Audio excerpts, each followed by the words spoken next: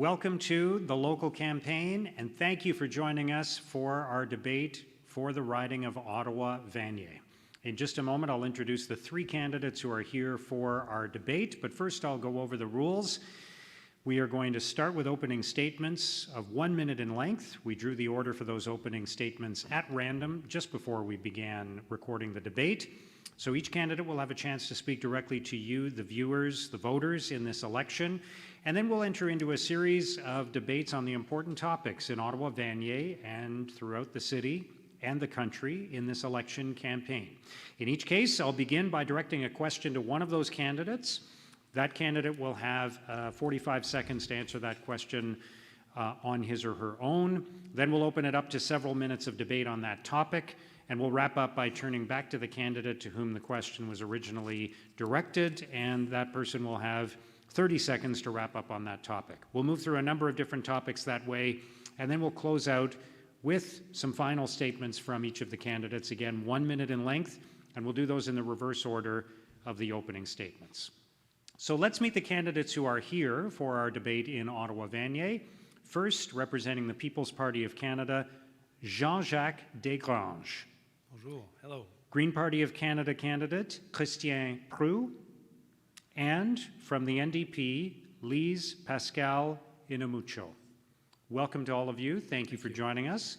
I'll just mention that there are other candidates in Ottawa-Vanier in this election who were not able to join us or declined to attend the debate. They include Daniel Elford, representing the Libertarian Party of Canada, Mona Fortier, the Liberal Party of Canada, Heidi Jensen from the Conservative Party, and Marie-Chantal Leriche, who is an independent candidate. All right, let's begin our debate for Ottawa-Vanier, and the first opening statement is for Jean-Jacques Desgranges from the People's Party of Canada. Go ahead, you have 1 minute. Thank you. Good day, dear citizens of Ottawa-Vanier. My name is Jean-Jacques Desgranges, and I am running under the banner of the People's Party of Canada. Our platform is very extensive, very complete. It's also very solid. This is why I invite you to go and visit peoplespartyofcanada.ca in order to get a better idea of everything we have in place. It's not so much projects, but it's the philosophy under which we stand and under which we will operate. For instance, we have a very good policy with respect to veterans. We also have very good policy with respect to freedom of expression, which is an area that is being threatened at this time. So please vote Jean-Jacques Desgranges and do have a look at our website. Thank you. Thank you. Next is Proulx, who is the candidate for the Green Party. Go ahead, you have 1 minute. Thank you, Mark. Hello, my name is Proulx. I was born in Ottawa-Vanier, and I have lived here most of my life. I am a father of 3. I have always been active in my community in one way or another. I am a plumber by trade, and my strength is to effectively manage groups of workers to achieve results efficiently. My approach is to coach, mentor, and motivate while recognizing individual strengths. I'm running as a Green Party candidate because this party best represents my values. I care about communities which are sustainable, inclusive, and for the betterment of all. In light of the serious challenges we face today in Ottawa-Vanier, I'm committed to building communities that are resilient and able to thrive. Thank you. Thank you. Finally, the opening statement from Lyse-Pascale Inamuco, representing the NDP. Go ahead. Hi everyone, my name is Lyse-Pascale Inamuco, and I grew up in Ottawa-Vanier since I came in Canada in 2006 as an asylum seeker. I'm sorry, English is my 4th language, so bear with me. I know the issues that most of you go through because I live them. And we need a representative who cares, who listens, who returns phone calls, emails. We need someone who really can understand what the people of Ottawa-Vanier need. And I am that person. Vote Lyse-Pascale Inamuco on September 20th. Vote for the NDP, vote for change. We can do it. Okay, thank you. Let's move to our first debate topic, and I'll begin by directing this question to Jean-Jacques Desgranges, representing the People's Party of Canada. You'll have 45 seconds to answer this question. The pandemic revealed the cracks in our long-term care facilities and retirement homes in this country. A lot of issues presented themselves that many Canadians knew about and many others didn't. What do you think the solution is to restore confidence in those systems and protect the lives of the people who are living in these facilities? Well, that's a very good question to start off, I must admit. Very difficult. I suppose that the best thing that a federal government can do is probably to have certain incentive, to have proper management of those long-term care centers, and also to ensure that they work with hospitals. As you know, there was a major error in moving patients from hospitals to long-term cares, which caused disastrous results.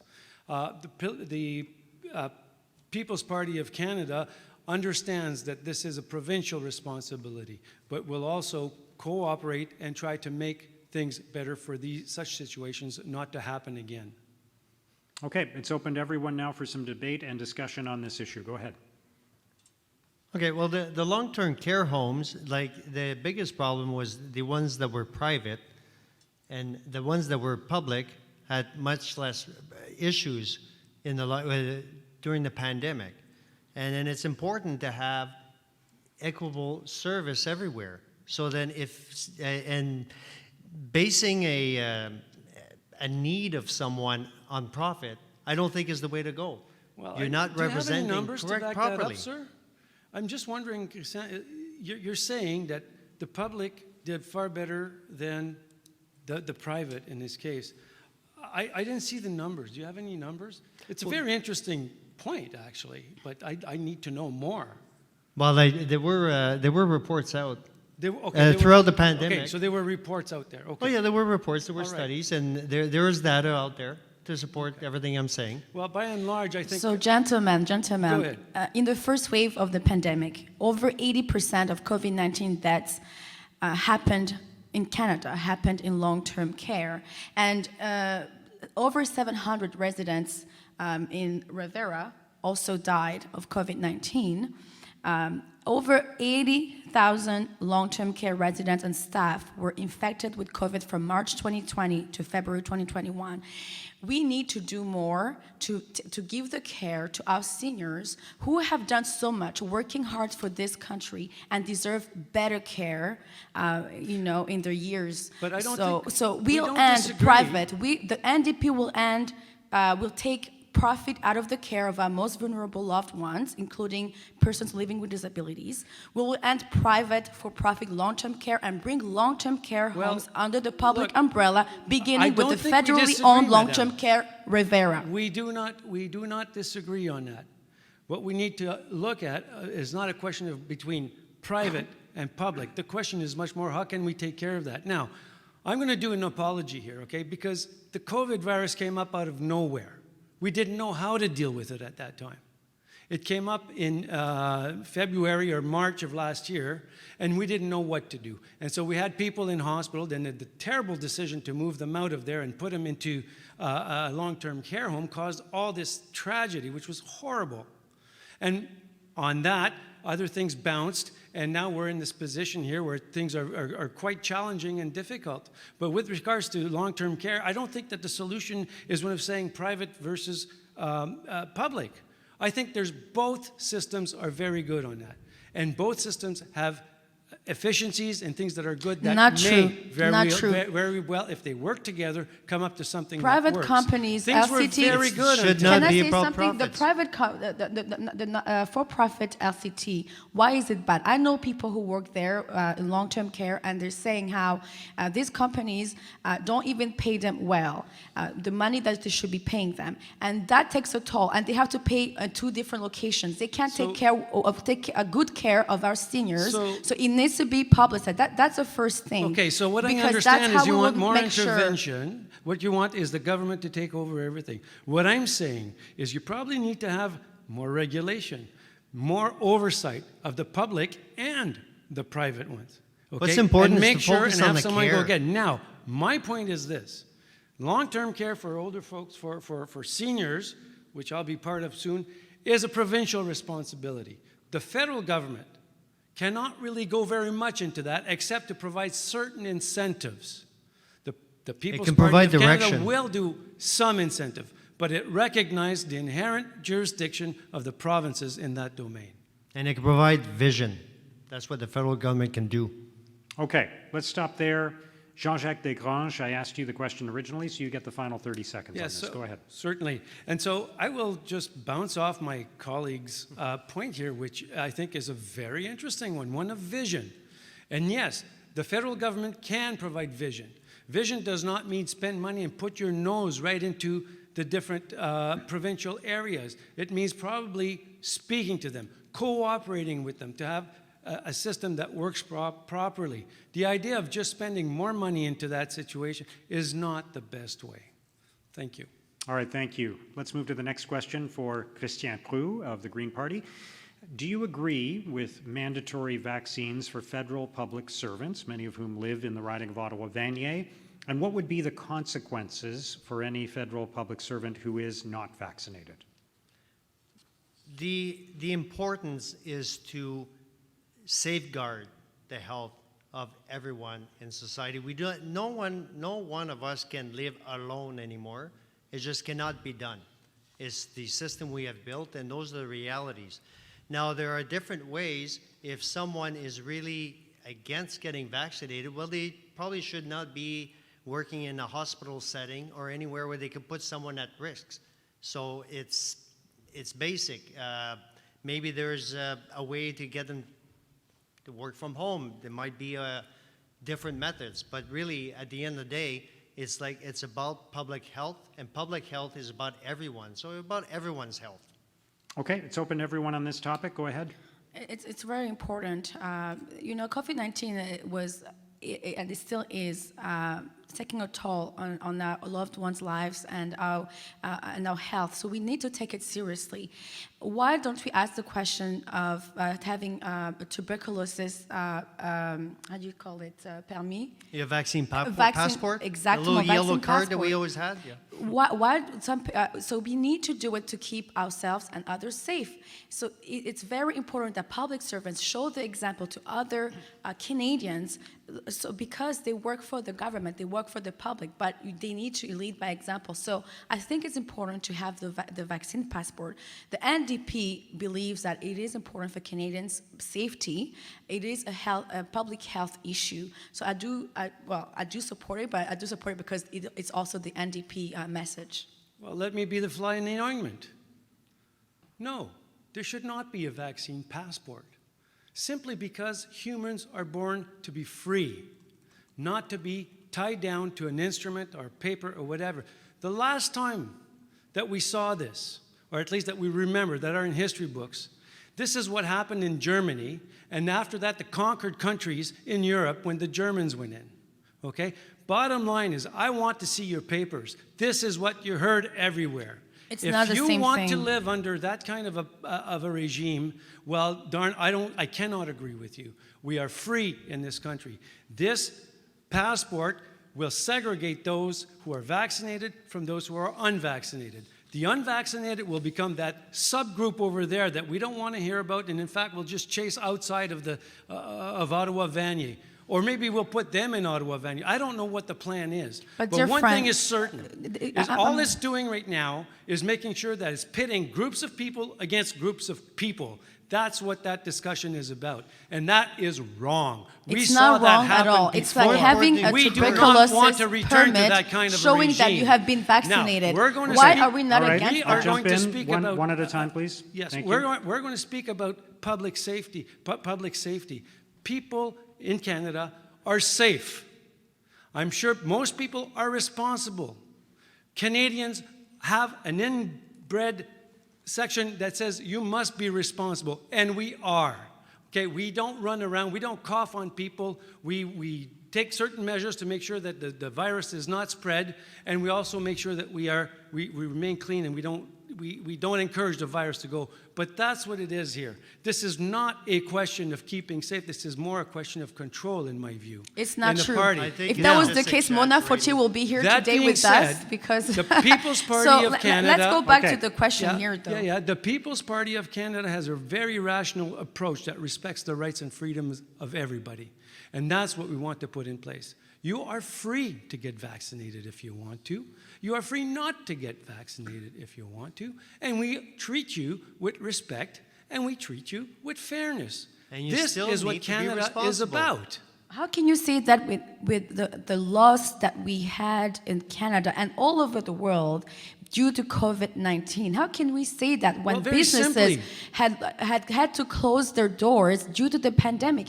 How can you say that? Everything It's we've not a done- question of freedom because your freedom ends where the freedom of others begins. So this is a Exactly. question of public health. It's a question of Right. safety, making sure that we keep So- ourselves and others safe. Am and I that's, to understand the government that has to ensure am that. I to understand that government is always correct?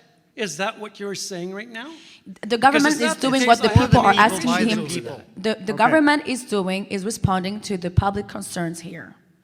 That's what Well, you yeah, need to but also, understand. look- It's not the government imposing itself to the people. It's the people saying, No, it's we are imposing itself concerned. in more than one way, including blocking proper access to information. I mean, it's not the only thing, because we also have the major social media who are now just cleaning everything up, so people cannot make up their own minds because they don't have the information. But if you let that happen, the proper information go out, all the information, not proper, all the information go up, Canadians are intelligent people. They can choose what is right for them. And this has to do with this mandatory vaccine. No mandatory Not is with a needed. disease that People is a will virus make that is sure, deadly. because they are responsible. Not I with the trust disease that- Canadians. The People's Party of Canada trust that Canadians can do the right thing all the time. And that's not by making them getting vaccines. It's them making the choice based on what they believe in. Thank you. Okay, let's stop there, and we'll go back to Christian Proulx. I asked you the question. You get the last 30 seconds here. Okay, thank you, Mark. It's about responsibility and not just about popularity. And when a crisis happens, it is hard to take what you already have and modify it so that it's to protect everyone. And it's a shared responsibility. And I think, like, as a federal government must insist on that responsibility, is that we all live together. Okay. We all share. That's time. Thank you. Next question is for Lyse-Pascale Inamuco of the NDP. Your party leader has talked about increasing taxes on the wealthy. That may be an appealing prospect to talk about during an election campaign to many Canadians, but it's often more complicated than it sounds and doesn't raise as much money as people think it will. So what specific policies would you advocate to help increase revenue for the government to address the huge deficit that we've incurred because of the pandemic, and also to create more fairness and remove inequity in Canadian society? All right, thank you very much for the question. So we've noticed that Trudeau has given his rich friends a free ride when we needed them to pitch in and do the fair share. People are working harder than ever, especially due to the COVID-19 effects, and they just want their life to be a little bit easier. That's why we talk about making the ultra-rich pay for our plan, which is better, because it allows us to take care of each other. And we're talking about pharma care, dental care, eye care. We're talking about a guaranteed basic income and child care, $10 a day. It could be $7 a day, for, personally. But we're saying that we will ensure that ultra-rich and corporations pay their fair share. Okay, it's open to everyone now. Go ahead. Okay, well, it's about spending smart. It's not just necessarily about having more and more revenue. It's about like doing more with less. And you do that, a guaranteed livable income will actually make it cheaper for all the social programs and all the different ways that we're trying to tweak and help and put Band-Aids everywhere. It's just, much more efficient to just have a guaranteed livable income where there's a certain minimum that someone can expect and it gives them security, and then you can be free to be more at the pursuit of how you can contribute to the rest. So you said something that comes right to me. It's called spend smart. I like that. That works perfectly. What is it about it? Can we tax people until they're blue in the face? We're talking about the ultra-rich. We're talking about corporation that we want to tax. This is not the way. These people will just leave Canada. It's easy for them. In fact, they have no reason to stick around if we keep taking more and more money from them. And they will. In fact, some have already. That's not the point. Is that if you want to have a good tax program, you have to have a good monetary policy. You have to spend smart. Spend smart means be careful where you put the money and have accountability. What I've seen now in these last months, these last 18 months, is a government that does not seem to have very much accountability. And so just giving money to people is not sufficient. Now, money doesn't feed anyone. Food does. That's right. So it's not always about money. But are you going to give food? Are you going to give food to people, or are you going to give them money so they can buy food? You help them. You help the ones that need the Of food. course. That cannot get them for And there are themselves. charities out there that Can are I tell you very more It's not about about the NDP charities. plan? It's about They're we're very all good a at that. society. It's not about your neighbor, relying on your neighbor to help the guy across the street. It's not about that. Well, if it's not, why are people neighbors? I'm Well, asking we're you a neighbors. question honestly. You help it's out it's where up you to the can. government. But in Ottawa-Vanier, where like all your neighbors are all in the same boat as you are, who's supposed to help you?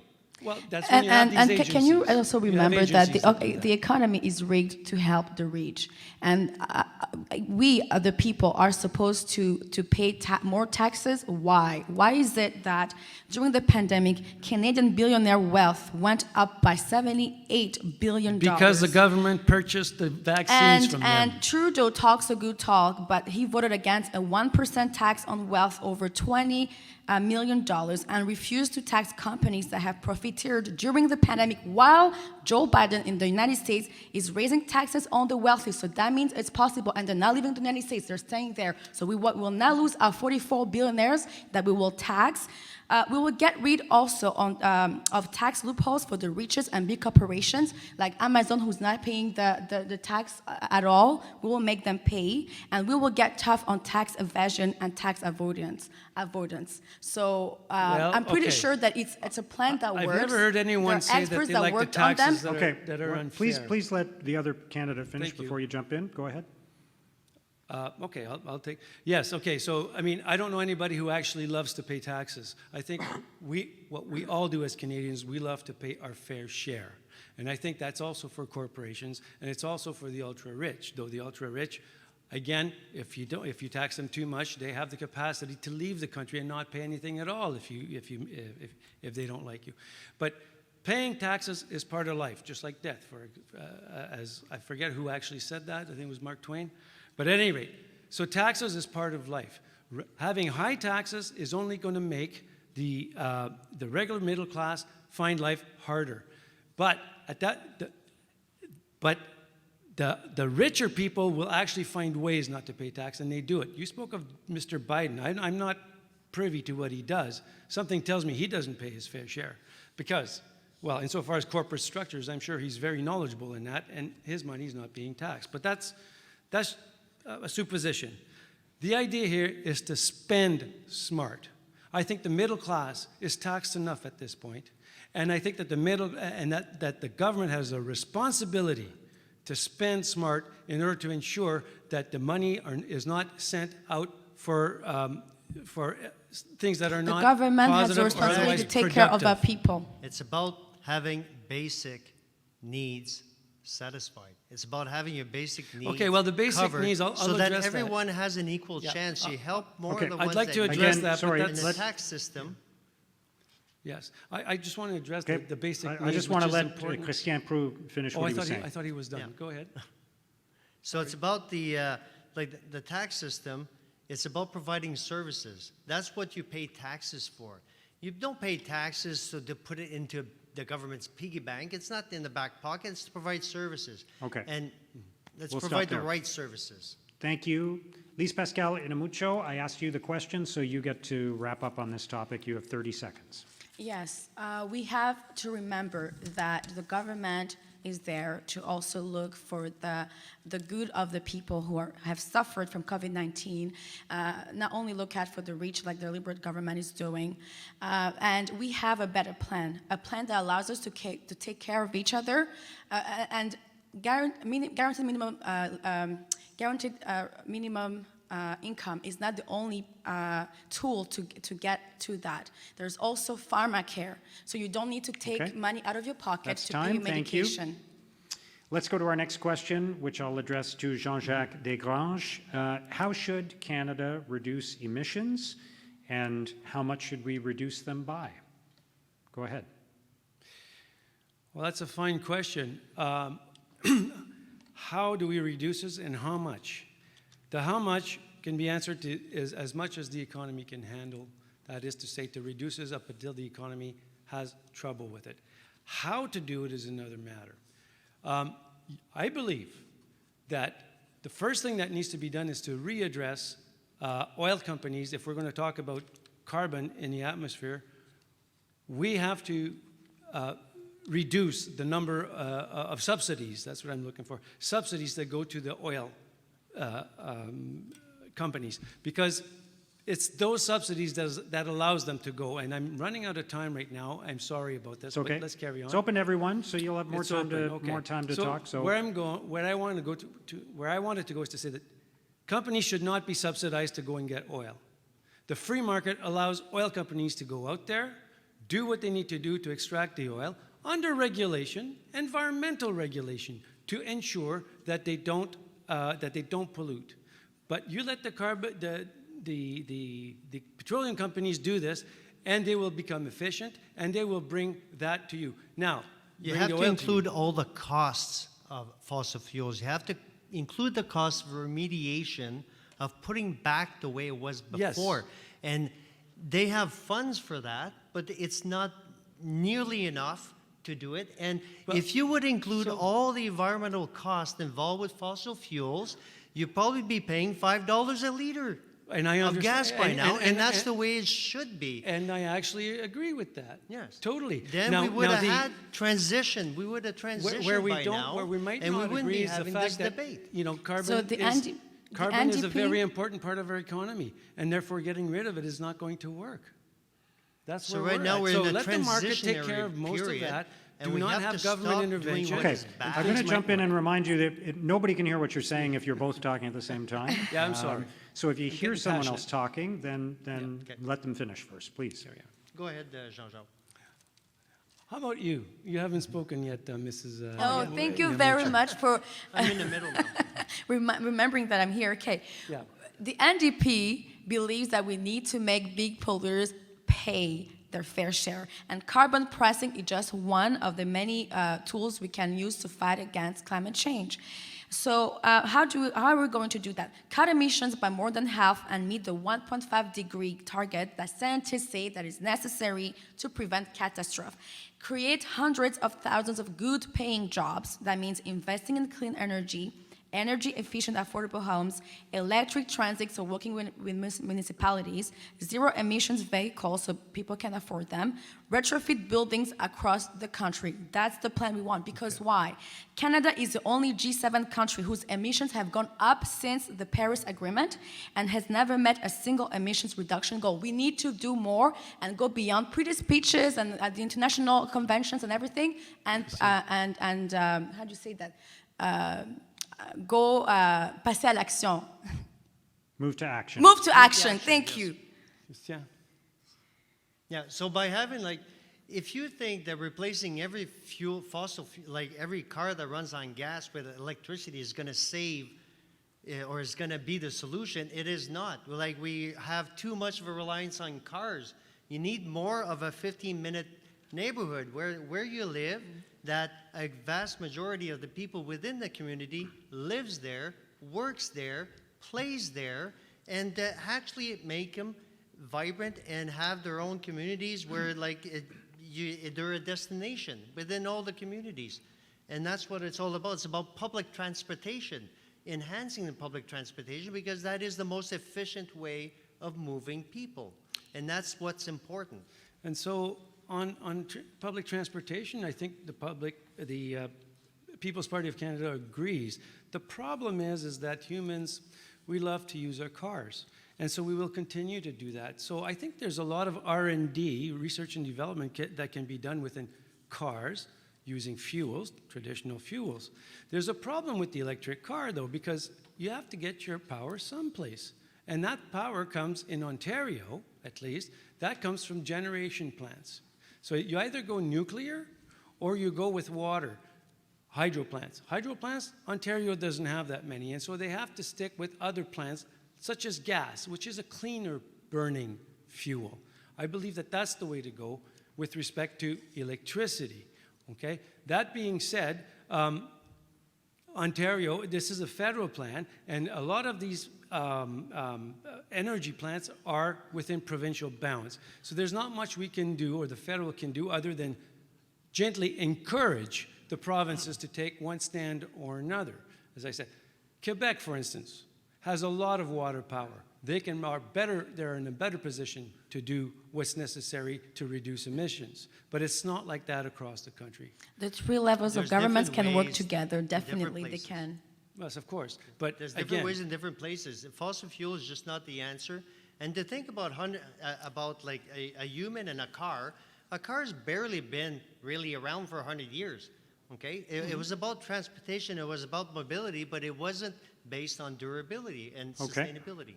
We'll stop there, and Jean-Jacques Desgranges, you get the final 30 seconds on this. all I can say, what I can say about cars, because of course everyone thinks as that being the major emitter, although China is probably emitting a whole lot of charcoal soot that is even worse. But about cars, we came a long ways from the first cars that polluted like crazy. These days, the cars don't pollute as much. More research and development will allow these forms of transportation to get better and perhaps even move to another energy source, perhaps a much more friendlier Okay, source. that's time. As it happens, our next question is about public transit. Christian Proulx, I'll direct this to you. Throughout the pandemic, fewer people have been using public transit to commute to work. We're not sure what the future holds when it comes to where people will actually work. Will they work from home? Will they go to the office? There have also been issues with Ottawa's new light rail system. So given these new dynamics, should we continue to invest in the light rail system, or should we take a different approach to public transit going forward? Well, first off, the light rail system really underserves Ottawa-Vanier because it bypasses the whole riding. It's all on the exterior. There's no, Ottawa-Vanier was not even in focus for public transportation. So that's the first thing, and that's where most of the people need that mobility, is the people in Ottawa-Vanier, and then so you don't have, so the plan really, it was short-sighted because you're not serving really the people that need it most. Okay, it's open to everyone then. Okay, so New Democrats understand that getting our communities moving is very crucial for our economy and our quality of life, and that's why we'll put in place a permanent direct allocation-based funding mechanism for modern public transit across Canada for the long run, help cities transition their bus fleets to electric, and for municipalities that make it a priority, the federal government under the NDP should work with them towards fair, free transit. We deserve it to ease commutes and make life more affordable. Well, there's one little issue I have with that. You mentioned electricity a lot of times, and how are you going to produce that so that you're getting away from the production of carbon? Now, I'm getting away from the issue that needs to be addressed, which is public transit here, which I think is a very good thing so long as it's efficient and it works properly. We do have one here in Ottawa, which worked pretty good, although there has been growing pains. I have no problem with that. But my colleague Christian's comments here are top of the line. Yeah, we completely forgot about passing that train where the population is. So therefore, it's bypassed what's needed. Now, to get back to the other issue, we spoke about the pandemic. Why is it that LRTs and other public transportation are not being used during the pandemic? Well, it's probably because governments instilled fear, big fear in everyone, and maintain it even today. Okay? Those are very good things to have. They're very good to use. And people can actually take it, but they refuse to take it right now because they're afraid. Okay? One thing that needs to be done is to reduce the fear factor here. Because at that moment, probably more people will be taking the LRT or otherwise the bus. And that's everywhere in Canada. I mean, Vanier needs public transportation. If it doesn't have it, you're stuck with Uber or taxis, which cost a lot more. For those who can pay Uber. It's very expensive for the That's what I'm environment. saying. Uber That's why is you not a need public solution, transport, so- because otherwise these people cannot move from one place to the other or even go to work at times. This is a tragedy. It should not happen. But it needs to now be we've put them in a accessible and situation where affordable. they Focus do on- not want to move. Yeah, you have to focus on what is going to be sustainable at all times. So when you put out a program or put out a public transit system, you want to make sure that it's going to be sustainable for itself. And right now, it's too expensive. We've been underfunding the operations of transit. Yeah, we're great at So building I new have an things, but idea. about underfunding where it used to be a higher proportion of your tax would cover for public transportation, and that reason for that is because the people that need it the most are the one that least able to afford it.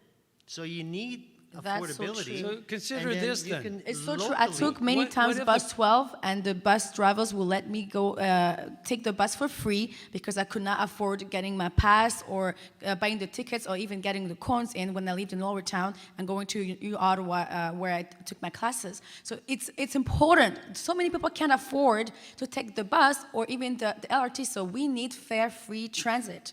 So And we need it now. consider Should be this free. idea. Consider this Mobility idea. should be This has free. to do with the carbon tax, okay? So we know it's collected. We know some public servants collect it and do whatever they need to do from an accounting point of view. And then after that, it's distributed somewhere. I don't know where. But how about taking the carbon tax and reinvesting it in proper public transportation in order to reduce the cost? I think the People's Party of Canada could actually at least think about that in a really serious way. Okay, I'm but that's ready what to you work do. You with- don't take the carbon tax and just leave it there, or give it to left or right or Yeah. whatever. You have to have specific plans. I like that idea. Yes, and it's about working. Everybody has different ideas and different approaches. It's not about ideology. It's about working together to find the best solutions. And to find the best solutions, you have to realize that it has to be sustainable and it has to provide for everyone. And especially the ones that are most in need should be the ones that have the most protection and the most support. And while we're talking about public transit, I'd like to also shed a light about persons living with disabilities that are often left behind. They also need accessible way of moving around. We need to invest and give a vision, all right, to municipalities with paratransport, that- especially. It is unbelievable. We need to invest in more more vehicles that will All right. help them get around. That's time. Christian Proulx, I asked you the question. You get the last 30 seconds on this. Go ahead.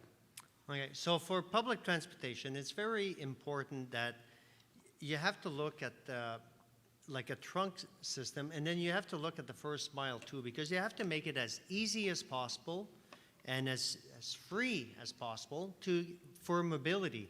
That way you give equal chance and equal opportunity to everyone. And that's what's important in the end, is that everyone has an equal chance to participate and an equal chance to help and get through this crisis. Thank you. All right, our next question is for Lyse-Pascale Inamuco. So, as I am sure you are aware and you've heard from residents of Ottawa-Vanier, many Canadians are concerned about the rising cost of housing and other essentials.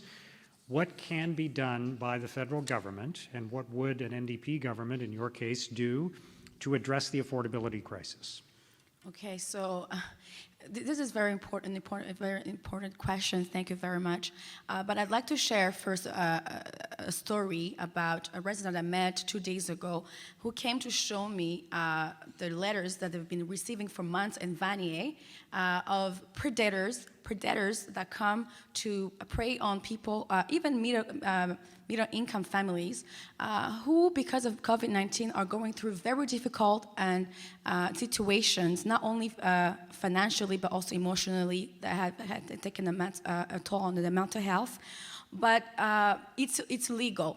This person, this constituent, had tried to reach out to his MP, his MP, but they could not get any response. Okay. We will make sure that it's It's illegal. open to everyone now, so you can keep going, but We will carry on. we will make sure that it's illegal, because to go purchase a home at half a price lower than its value, it's very ridiculous, and it should not happen Okay. in Canada. So It on would- it that, would- on that particular level, let's be clear. First of all, if someone is willing to pay that much, it's because it's a free market and they're allowed to. And the person who's selling has the right to receive that amount. Now, that being said, I like to remind everyone here that housing is not a jurisdiction of the federal. The federal may provide some incentive of some sort, but not much more, because it's the provinces who are supposed to take care of that. Just like transit, for example, unless you live in Ottawa, where it appears to be both a federal jurisdiction. But other than that, you're looking at provinces having to take care of this. And so, my point is, with respect to housing, be very careful. Do not jump the jurisdictions. Provinces have a very important role to play. The federal government is not in a position to go in and tell the provinces what to do, though it may nonetheless give some incentives in certain ways, but certainly not pay the full bill. And if it does, it needs accountability based on the goals that it has put forth. That's what's important about the housing crisis with respect to the federal government. In Ottawa-Vanier, if I'm elected, I'll certainly look at that and will certainly work with the province towards solutions. But the fact is that housing is not of the federal government's jurisdiction. Thank you. Yeah, and one thing that keeps getting forgotten is that a house is a place to live. And the better system to have is like the closer that you have where it's locally owned, like example, just facilitate people who want to convert their homes and add an apartment or two, just facilitate that. There's so much regulation and red tape, it can cost like as much as $100,000 just in permits before doing any kind of work to your house. And actually having like locally owned, like the owner lives in the property itself, is actually a form of inflation protection, because oftentimes the landlord, knowing his two neighbors or his two tenants, will be less likely to raise the rent as long as everything is fine. But a corporation just goes by, well, that's numbers, that's what we're allowed to do, and that's what we're going to push through no matter what. And So I agree. how are you going to maintain housing affordability in that sense? So it has to start with a house is a place to live. It's a personal investment, but it should not be like a free-for-all where like But that's people a are local- struggling for yeah. their survival. I'm back again to, I mean, I can relate to what you're saying, but I'm back again. This is up to the municipalities and the provinces. The federal government can't really do much in that area. That's where I stand on the So housing can I issue. tell you what the All NDP politics will are do at local. the federal level if elected, right? So we will make sure that there's more affordable rental units. We will create at least 500,000 units of quality affordable housing in the next 10 years, half of that done within 5 years. And for groups who want to access housing funding immediately, we will set up a dedicated fast start funds to streamline the application application process and help communities get the expertise and assistance they need to get projects off the ground now, not years from now.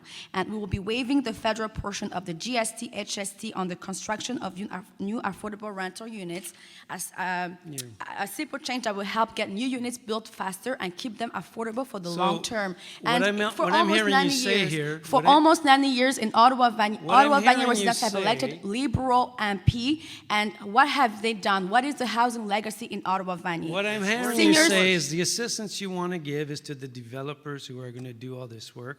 Give money to governments for permits, and I don't know to what extent it's giving money just like that. I'm back to the spend smart kind of thing. You can give as much money as you want, but at one point it either dries up or everything blows up. I think it's important.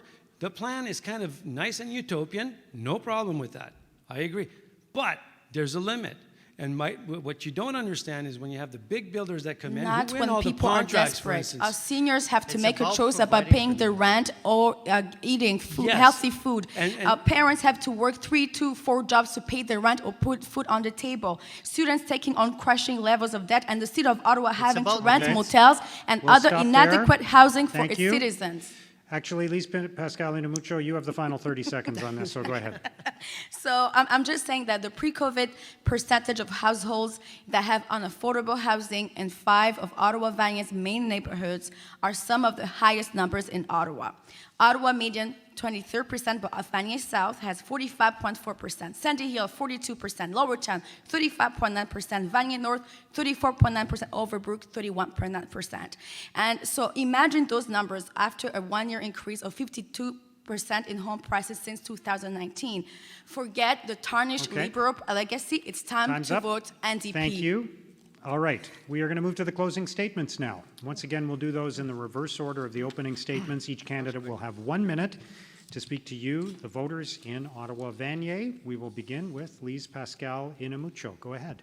Dear friends, family, community, we need change. We need a representative who truly cares, because having lived the experiences that some of you, if not many of you, go through, we need a listening ear. We need presence, a person who can represent, a fighter. I'm ready to fight for my community, because for many years we've been taken for granted, and it's time for it to change. You have the power to change it. So on September 24th, vote for change, vote for action now, not pretty speeches and broken promises.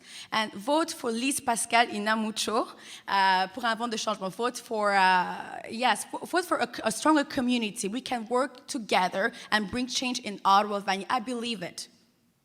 Okay, thank you. And I'll mention the election is September 20th. Not September 24th, but... that's what I said, September 20th. It's my accent. Okay. Next up, Proulx. Go ahead. You have 1 minute. Hello. Your vote for the Green Party is a vote for vision, and that vision is towards sustainability. Vote for values that you believe in. Vote to protect our air, our water, our land, and our people. Vote for a clean and innovative economy that is focused on the betterment of all and which works for all. Vote for me, Proulx, to fight for you and our future. Thank you. All right, thank you. Finally, Jean-Jacques Desgranges. Go ahead. Thank you. Dear voters, dear residents of Ottawa-Vanier, the People's Party of Canada is a relatively new party. It is building itself on honesty, trustworthiness, and not empty promises.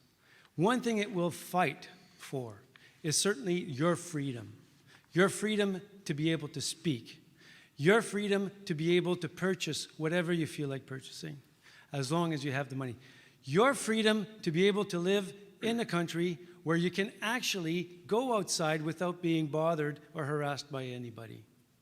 That comes with responsibility. That responsibility is yours to make sure that everyone around you is safe. This is what the People's Party of Canada will promote. A country where you're free, a country where you have personal responsibility within the respect and fairness of everyone. Vote Jean-Jacques Desgranges for the People's Party of Canada. I thank you. All right, thank you. Thank you, candidates, for being part of this debate, and good luck in the rest of the election campaign. And thank you for watching our debate for Ottawa-Vanier. I'll remind you that Election Day is September 20th. There are advance polls before that as well, and you can also vote by mail. Rogers TV will have coverage of the local results on the night of the election, so I hope you can join us then. Again, thank you for watching. Thank you, Mark.